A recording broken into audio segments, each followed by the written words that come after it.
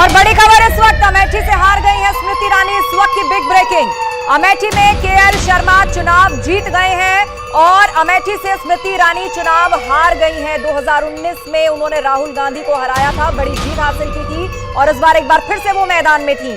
और चर्चा शुरुआत से ये रही कि क्यों नहीं राहुल गांधी यहां से लड़ना चाहते या गांधी परिवार का सदस्य लड़ना चाहता, लेकिन उस वक्त यही कहा गया कि हमारी रणनीति का हिस्सा है। राहुल गांधी रायबरेली पहुंचे, एंड मोमेंट पे फैसला लिया गया जरूर कांग्रेस की तरफ से, लेकिन रायबरेली सीट वो जीत गए हैं। और अमेठी से बड़ी खबर ये कि स्मृति ईरानी चुनाव हार गई है, केएल शर्मा की जीत हुई है। वीरेंद्र जी, थोड़ी देर पहले प्रियंका गांधी ने ट्वीट भी किया था और वो केएल शर्मा के साथ उनकी तस्वीर थी जहां पर वो बैठकर कुछ खाते हुए शायद नजर आ रही हैं।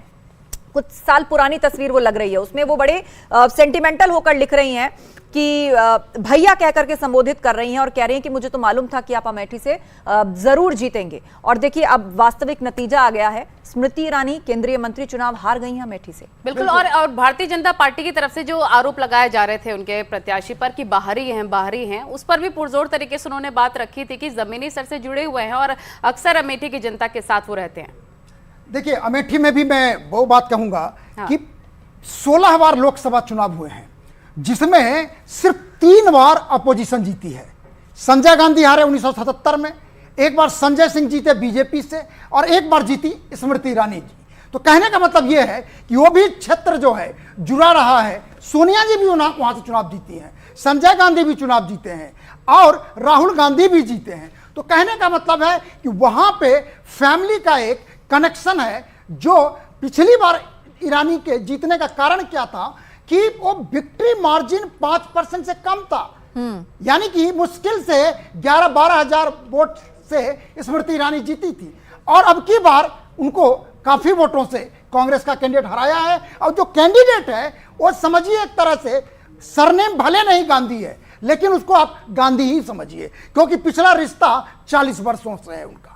बिल्कुल। और वीरेंद्र जी, एक बहुत ही दिलचस्प और बड़ी बात यह भी है कि जो कहा जा रहा था भारतीय जनता पार्टी की तरफ से कि समाजवादी पार्टी समाप्तवादी पार्टी हो जाएगी, कांग्रेस विलुप्त हो जाएगी, इतिहास बन जाएगी, बहुत मजबूती के साथ यहाँ पर आईएनडीए गठबंधन लड़ा तो है, लेकिन गांधी परिवार देखिए, कांग्रेस को देखिए, अमेठी रायबरेली दोनों सीट उनकी।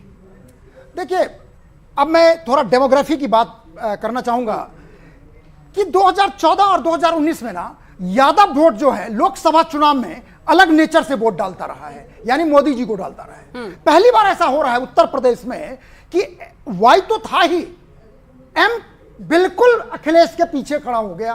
कांग्रेस का 5-6% वोट होता है, तो एमवाई का वोट यदि आप जोड़ते हैं तो तकरीबन 30% होता है।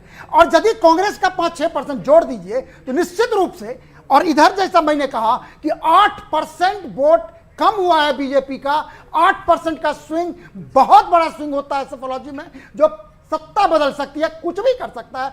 यही कारण है कि 64 से बीजेपी 34 पर लीड करती हुई दिखाई दे रही है।